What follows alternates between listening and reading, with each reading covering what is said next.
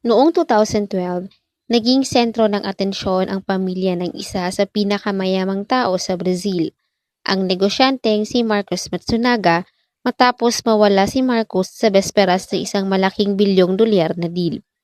Sinundan ng buong bansa ang kaso, at ang mga larawan ng hindi mapakali na asawa ng milyonaryo ay hindi umalis sa mga front page na nangungunang pambansang publikasyon.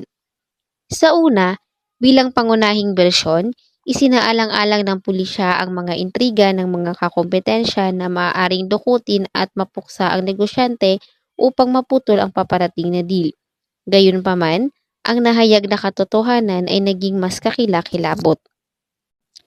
Ito ay kwento ng isang walang awa na pagpatay at pagtatangkang pagtakpan ang krimen na naging basihan upang idokumento kung sino nga ba si Marcos Matsunaga. Ang negosyanteng si Marcos Matsunaga